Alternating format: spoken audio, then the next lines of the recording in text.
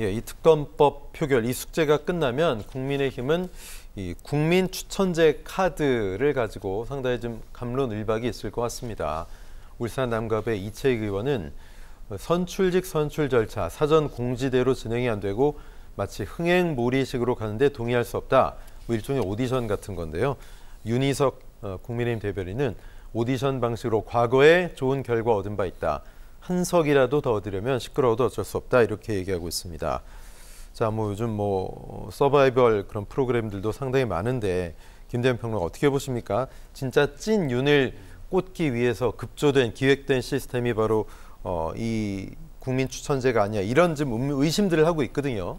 그러니까 이제 이미 한창 경기가 진행 중인데 네. 경기의 규칙을 바꾼다는 것은 그거는 말도 안 되는 거죠. 그러니까 사실 지금 국민의힘이 일종의 꼼수를 사용하려고 한다. 꼼수 카드를 들으려고 하는 요 상황에 놓여 있는 겁니다. 자, 그렇게 하려고 하는 이유는 좀 전에도 말씀드렸다시피 대통령과 혹은 이 정부에서 반드시 챙겼으면 하는 여러 가지 민원 성격의 온갖 그 뭐랄까 강압 뭐 이런 부탁, 청탁 뭐 이런 것들이 믹스되어 있는 그리고 여러 이해관계가 얽혀 있는 강남과 서울 강남과 대구 경북 지역에 남아 있는 겁니다.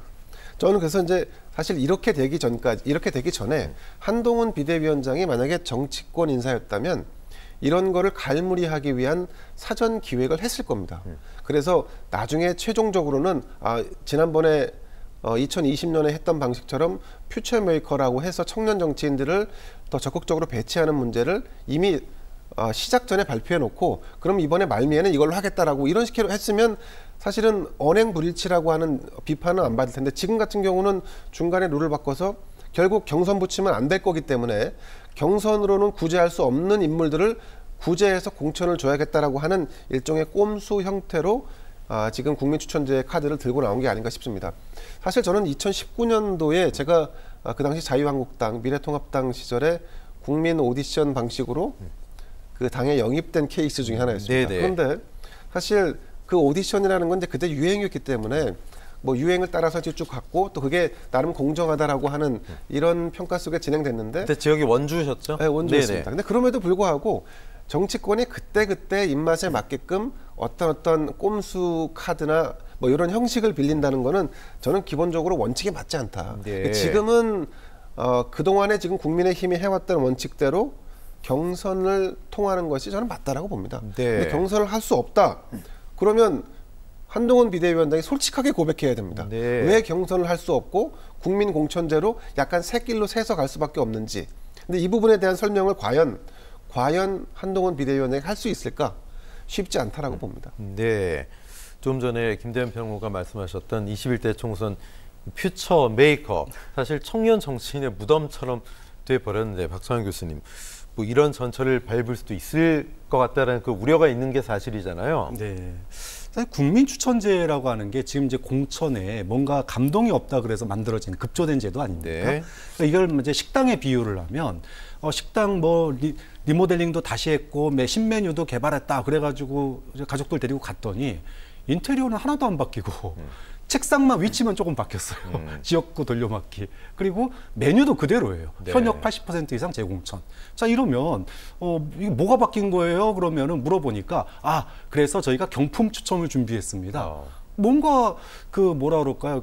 준비된 것이 아니라 급작스럽게 뭔가 바뀌었음을 보여주기 위한 이벤트거든요. 자, 이렇게 되면 과거에도 뭐 선거 때마다 청년 영입한다, 청년들에게 몇 %를 보장한다, 뭐 가산점을 준다 많이 했지만 결과적으로 그 과정을 통해서 국민의힘이든 또는 민주당이든 정말로 제대로 된 정치인으로 자리 잡은 경우는 거의 없거든요. 네. 결국은 이렇게 해서 뽑히신 분들은 소위 말해서 양당의 얼굴마담만 하다 끝나는 이런 케이스를 거의 대부분 다 거쳤습니다.